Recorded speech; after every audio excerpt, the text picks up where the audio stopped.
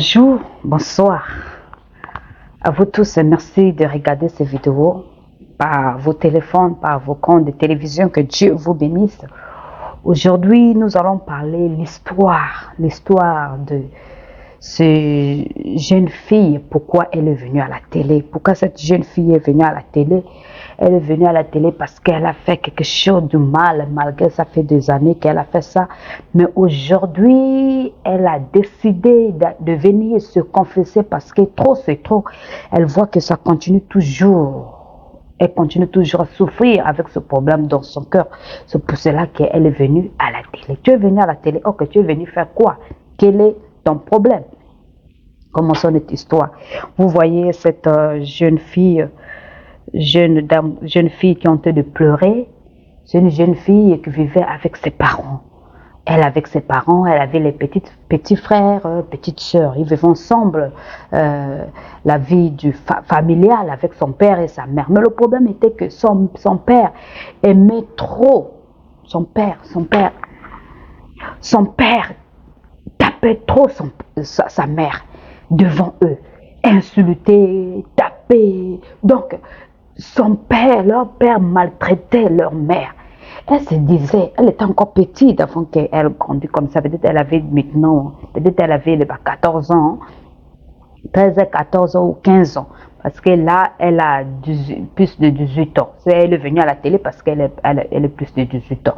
Donc elle avait 14 ans, 15 ans. À chaque fois quand il y a un problème, à la maison, ils se disputent devant les enfants. Le mari tape la maman comme pas permis. Et même taper là, la façon que le père tape la maman, c'est une mal façon de taper sa femme. Donc, il tape vraiment sa femme, jusqu'à même sa femme va se blesser. Jusqu'à même sa femme, il lui-même va sentir que oui, j'ai vraiment tapé mon jouet. J'ai vraiment joué avec le jouet, le ballon que je suis en train de jouer là. J'ai déjà mis le but, là maintenant je peux arrêter. C'est là où elle va arrêter. À chaque fois, les enfants voyaient ça. Mais celle, la grande, ça la faisait très mal.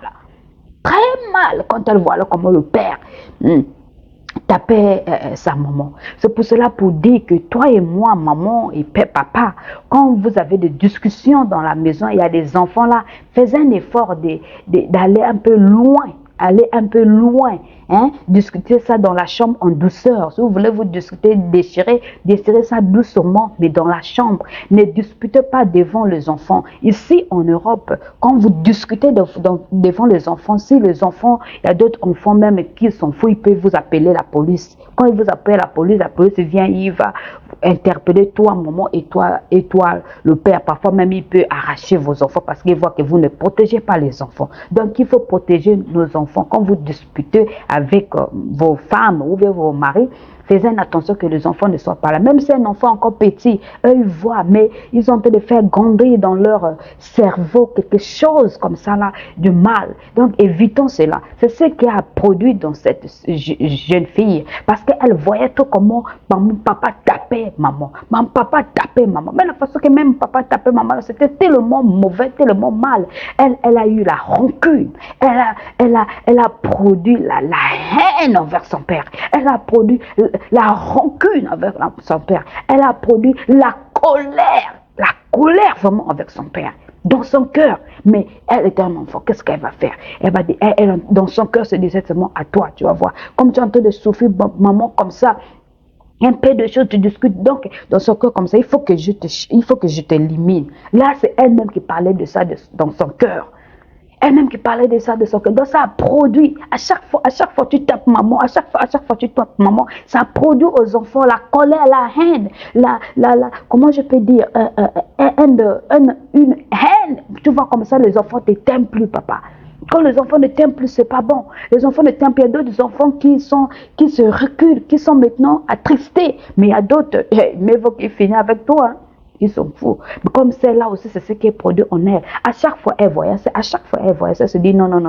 Moi, il faut que ma maman soit à l'aise. Parce que comme ça, là, jusqu'au jour, elle va tuer maman. Quand elle va tuer maman, on vivra ici sans maman. Donc, elle est partie. Je ne sais pas où. Comment elle a su que ça c'est le poison. Je ne sais pas où. Comment elle a su qu'elle allait me prendre ça pour que maman, papa boit et il va mourir.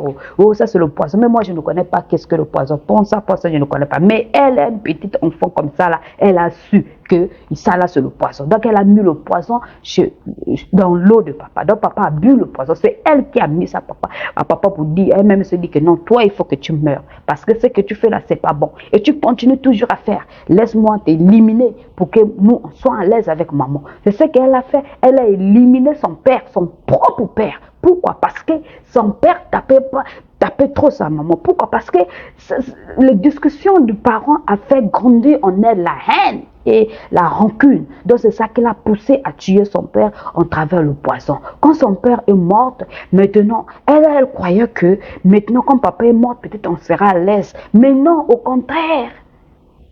Au contraire, Yaya, au contraire, eux, ils ont continué à souffrir. Les familles de parents ont venu arracher tout de leurs fils. Donc, ils sont devenus plus qu'avant.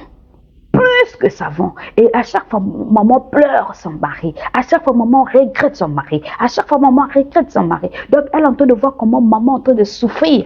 Maman est en train de souffrir, de penser à son mari. La façon qu'il vit ne vit plus comme ils étaient avant avec son malgré papa tapait, mais ils vivaient quand même bien. Mais là, maintenant, comme papa n'est plus, papa est mort. Maintenant, ils souffrent, ils commencent maintenant à aller dormir partout dehors. Là où on construit un peu, ils sont là, ils dorment. Donc, leur vie est devenue encore pire. Pire. Et elle voit comment sa mère continue à souffrir.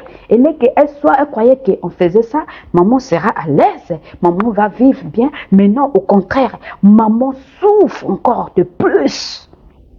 Même quelque chose de manger, il n'y a pas. Même la place de dormir, il n'y a pas. Là, à côté, c'est les belles familles lui disent que c'est toi qui as tué notre fils. Là, à côté, là, chaque fois, maman pleure sur maman.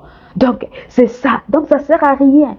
Ça ne sert à rien, Yaya. Vous, les enfants, si vous voyez comme ça, hein, cherchez même, mieux vaut aller être même Koulouna. C'est mieux que tu sors pour toi à la maison, ou bien tu allais chez ta tante, ou bien aller parler ça aux grandes personnes, peut-être ça va l'aider. Mais peut-être vous n'avez pas d'autres personnes à leur confier. Que ferez-vous? Va à l'église, va rester pour toi à l'église. Fouille la maison, va rester pour toi dans une église. Les églises, il y a des gens qui habitent là-bas. Habite là-bas, explique à ton pasteur.